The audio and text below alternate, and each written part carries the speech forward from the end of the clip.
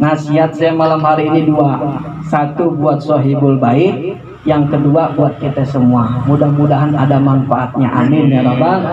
Buat Sohibul Bait, ditinggal mati, ditinggal meninggal oleh orang tua, oleh kerabat, oleh saudara. Ada seorang cicit Nabi namanya Zainal Abidin.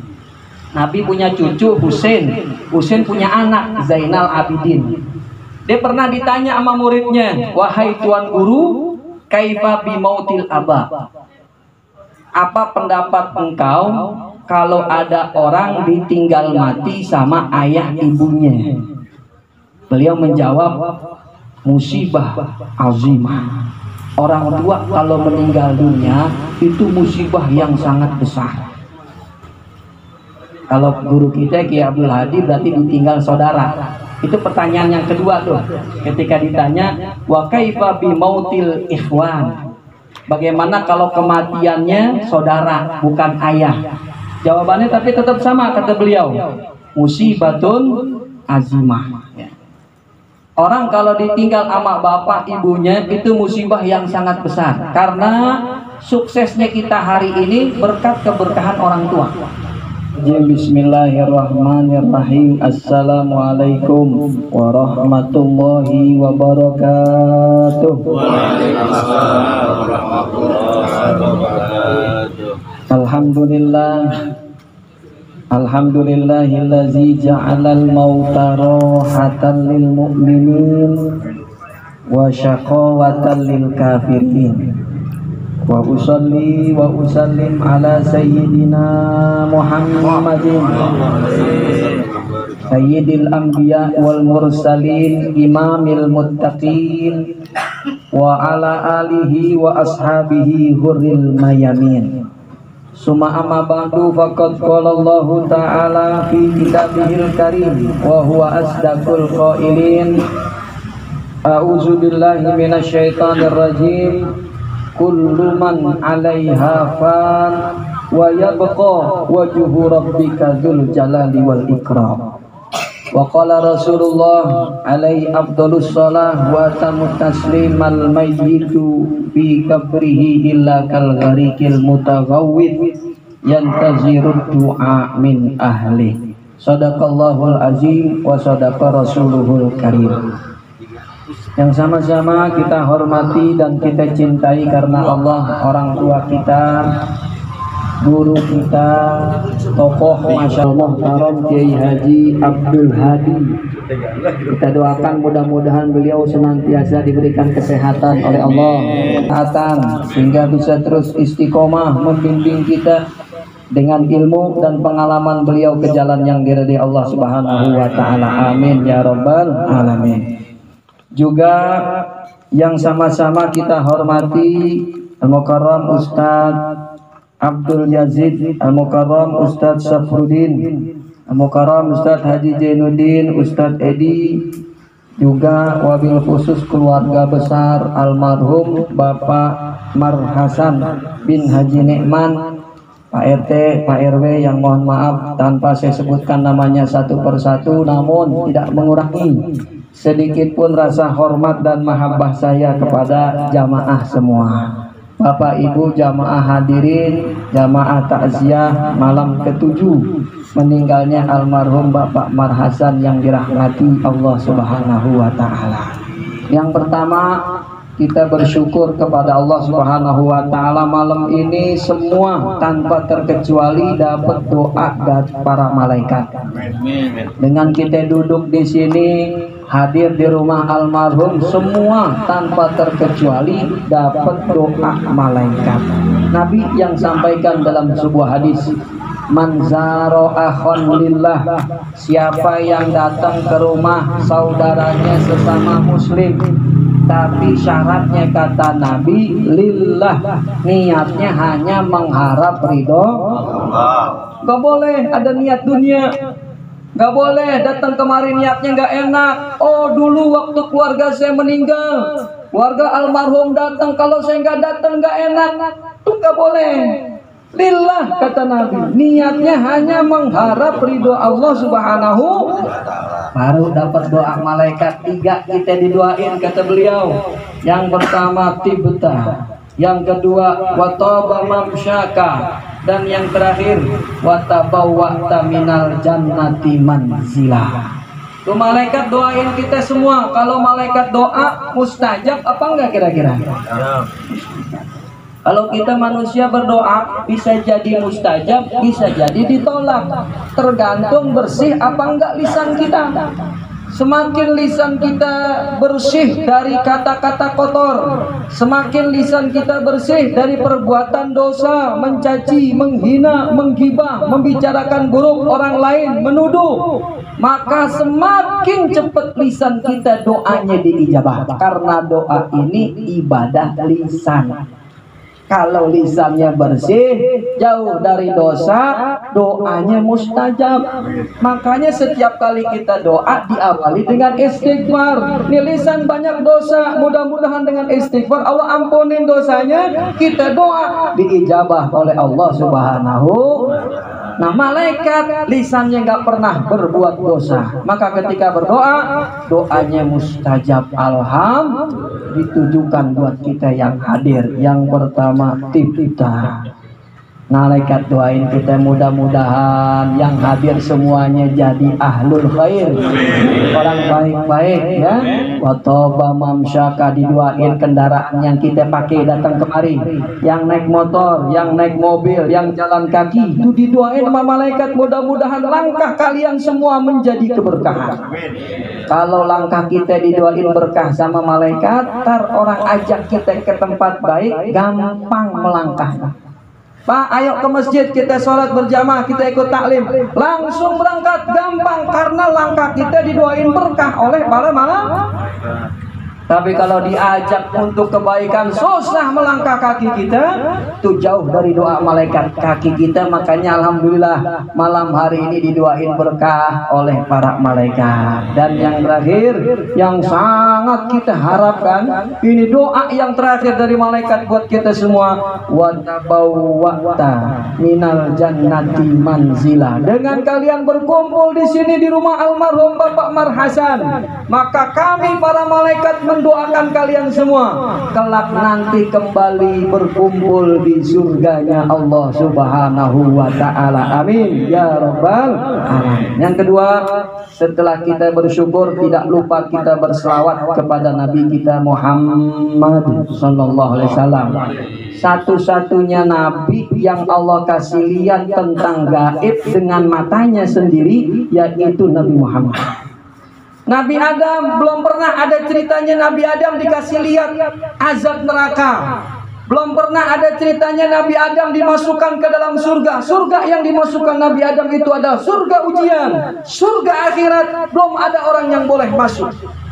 Begitu juga Nabi Ibrahim, hanya malakutas samawat dalam Al-Quran. Wa kadzalika nuri Ibrahim malakutas samawati wal ard. Aku tunjukkan, kata Allah kepada Nabi Ibrahim, kekuasaanku di bumi dan di langit, alam semesta.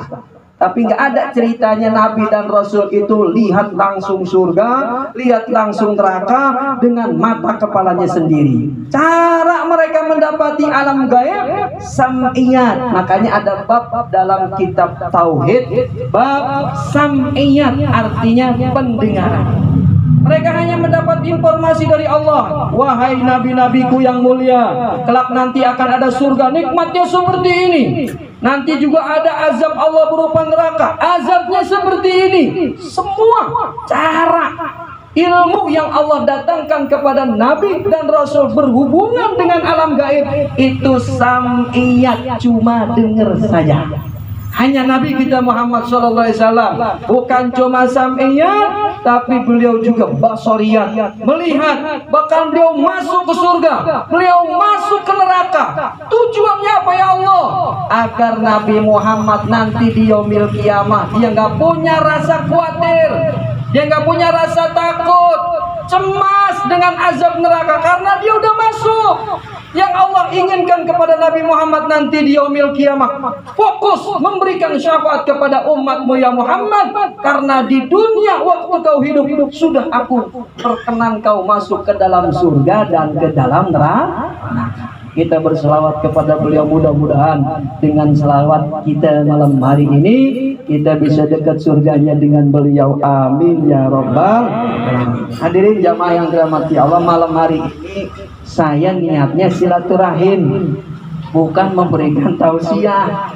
Saya pengen banget ketemu sama Bapak Haji Abdul Kiai Haji kita Kiai Abdul Hadi, tapi diminta tausiah. Ya Allah, bismillah ya.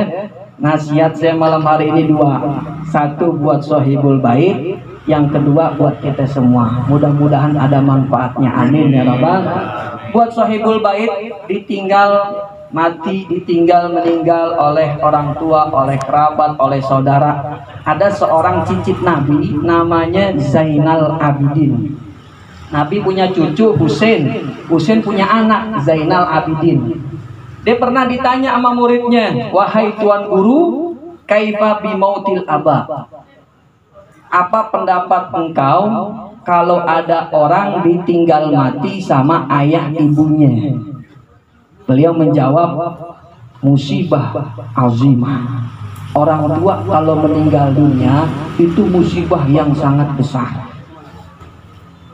Kalau guru kita Kiai Abdul Hadi berarti ditinggal saudara. Itu pertanyaan yang kedua tuh. Ketika ditanya, wa kaifa bimautil ikhwan? Bagaimana kalau kematiannya saudara bukan ayah?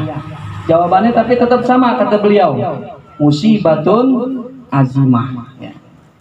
Orang kalau ditinggal sama bapak ibunya itu musibah yang sangat besar, karena suksesnya kita hari ini berkat keberkahan orang tua. Ini kita bisa sukses, bisa berdiri seperti ini, maju, bermanfaat buat masyarakat, itu bukan karena kita, tapi karena keberkahan, karena doa, kebaikan orang tua kita. Maka kalau kita mau lihat diri kita ini sukses, jangan lihat kitanya, lihat anak kita ke bawah berarti. Kalau anak kita jadi anak yang soleh, anak kita jadi anak yang soleha, bermanfaat, berguna di masyarakat, berarti kita baru disebut orang yang sukses. Kesuksesan kita ini sebenarnya adalah kesuksesan orang. Ketika orang tua meninggal, berarti seperti burung yang hilang satu sayapnya. Kalau bapak meninggal, alhamdulillah masih ada seorang. Makanya nih buat Sohibul Bait, manfaatin benar-benar. Ibu masih ada, ya Allah, bakti. Cari keberkahan tuh ibu kita. Orang-orang dulu itu sukses berkat kedua orang tuanya. Doa-doa mereka gak pernah putus. Dengar ada anaknya mau ada ujian, dari malam sampai subuh dia doain buat anaknya. Itu orang tua. Makanya kalau ada anak kuliah sampai S3, sampai doktor di luar negeri, begitu pulang orang tuanya pesen, nak, kamu berdakwah di sini jangan bid'ahin orang. Ada nggak kira-kira yang begitu tuh dakwanya? Pulang dari Madinah, nggak cocok dengan negeri kita, habis semua dibidahin. Bapaknya pesen gini, nah, kamu jangan keras berdakwah, sayang ilmumu, nanti masyarakat nggak pakai. Apa kata tuh anak? Bapak tahu apa?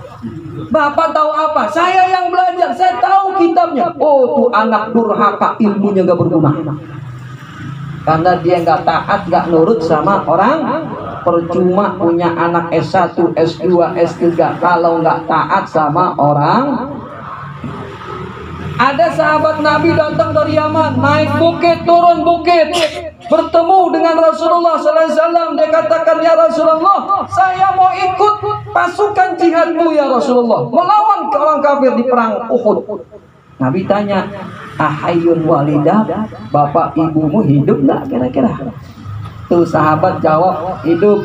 Bagaimana kau tinggal orang tuamu di Yaman waktu kau berangkat kemari? Dia sedih, ya Rasulullah. Maka kata Nabi, pulang sana, senengin orang tuamu seperti kamu buat sedih dia waktu kau tinggal dulu kemarin, ya. Artinya apa?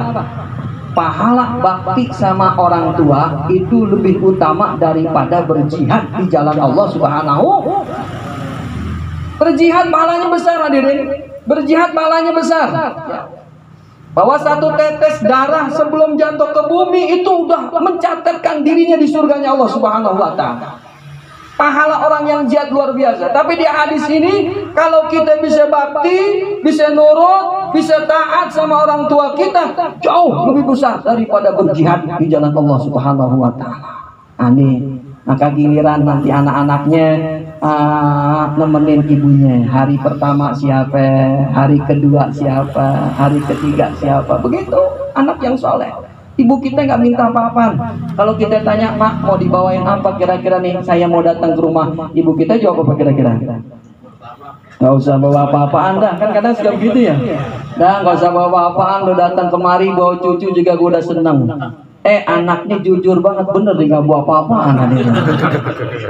Saking jujur atau? Saking jujurnya. Kalau orang tua kita bilang, lalu datang gue udah senang, bawain makanan yang disuka, ya kan? Apa kayak martabak kayak tadi itu, ya kan? Sate yang dia suka, begitu. Apa yang kira-kira pasti kita tahu kesukaan orang tua kita.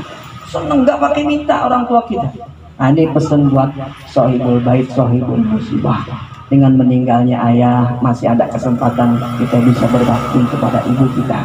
Jangan sampai kita sia-siakan ibu yang masih hidup saat ini diberikan oleh Allah Subhanahu wa taala. Buat kita yang masih hidup, ini penutup tausiah saya buat jamaah yang hadir di malam, kita udah masuk bulan Sya'ban.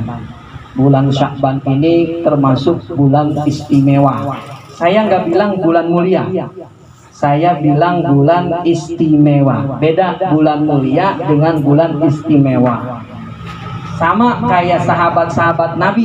Ada sahabat yang mulia, ada sahabat yang istimewa.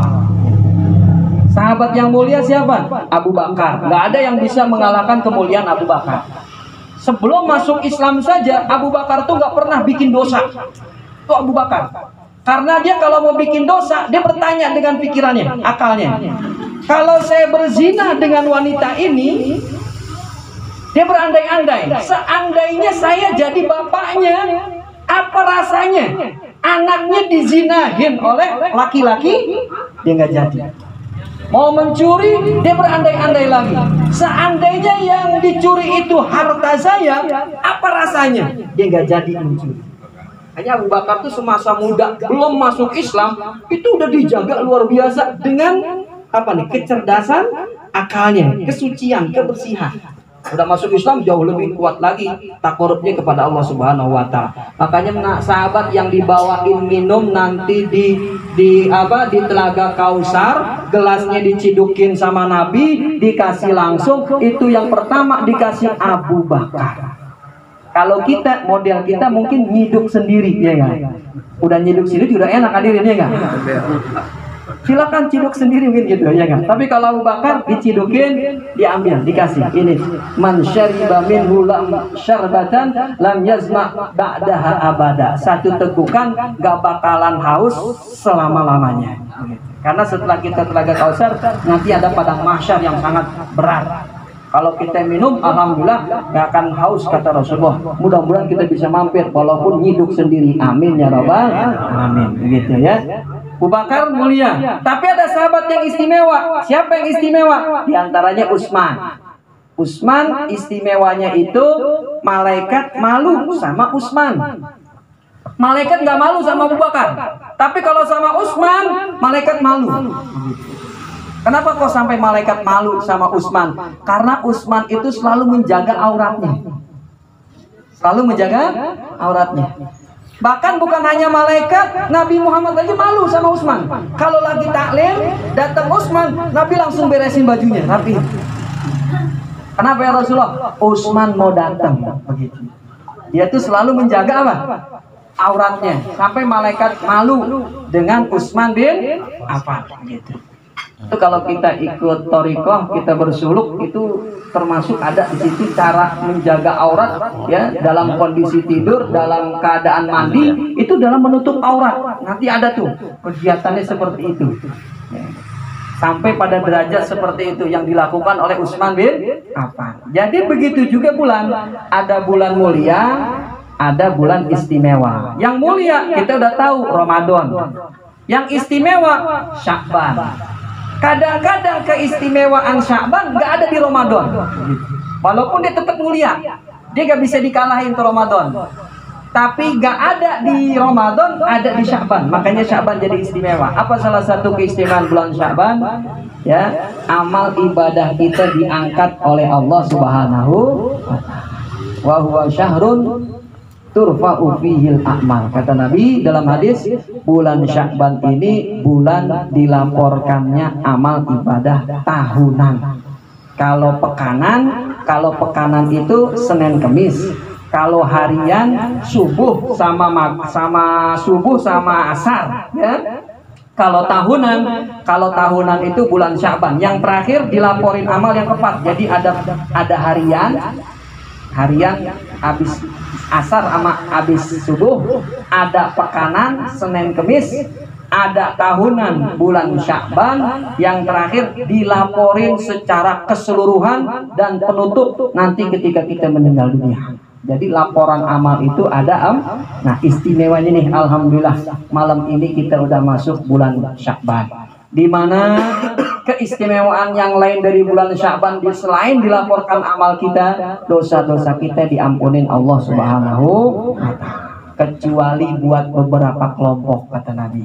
Yang pertama, illa limusyahin, orang yang nggak diampunin dosanya. Begitu istimewanya Sya'ban, dosanya nggak diampunin. Kenapa? Karena yang pertama ribut sama saudara, musyahin, ya.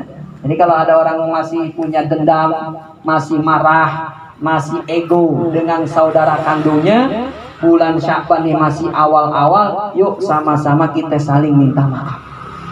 Biar keberkahan di bulan Sya'ban ini kita dapat ampunan dari Allah Subhanahu wa ta'ala. Yang kedua, musir zina. Orang yang terus-menerus berzina. Bukan berzina dengan wanita yang haram, bukan. Musir zina ini, kalau orang yang berzina dengan wanita lain itu disebut azani, wazaniyah. Tapi kalau musir zina yang Nabi sampaikan dalam hadis ini, itu orang nikah suami istri tapi hubungannya dianggap zina, itu musir zina. Musiru artinya terus menerus, padahal kita lihat dia nikah di KUA, tapi di kacamata agama dia berzina. Kenapa? Karena yang nikahin dia mungkin bukan bapak kandungnya. Makanya kita kalau punya anak kandung, kalau kita punya anak angkat, jangan dinamain ke bapak angkatnya, karena nanti ketika nikah kita bingung. Ini Fatimah binti siapa? Binti Fikri. Bukan binti saya mah bapak angkatnya, kan gitu. Atau saya bapak sambungnya. Harusnya binti bapak kandungnya aslinya siapa nih dulu gitu. Nanti ketika nikah, walinya bapaknya yang dicari, jangan saya. Kalau saya yang nikahin sebagai wali, maka nikahnya gak sah. Maka selama dia berumah tangga, itu yang dimaksud Nabi, musirruz zina, terus menerus dia berzina. Jadi bukan berbuat zina, tapi terus menerus dia menikah, tapi di kacamata agama nikahnya itu tidak sah. Nah, ini perlu juga kita hindari, jangan sampai ada yang seperti itu. Wa mudminu khamrin, dan yang ketiga kata Nabi, orang yang masih saja tidak bisa lepas dari khamar.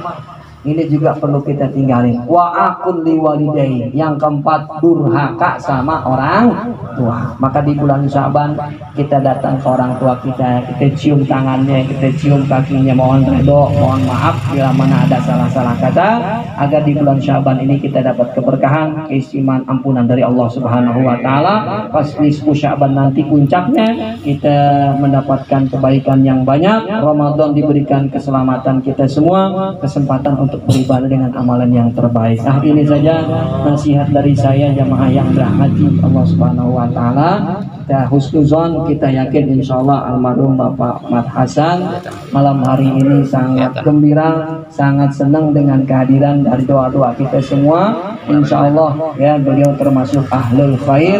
Kebaikannya kita terusin lagi ya, kebaikannya kita lanjutin lagi agar termasuk bagian dari bakti kita kepada beliau. Mohon maaf bila malah kesalahan Tuhan. Wadanallahu iyyakum ajmain. Wassalamualaikum warahmatullahi wabarakatuh.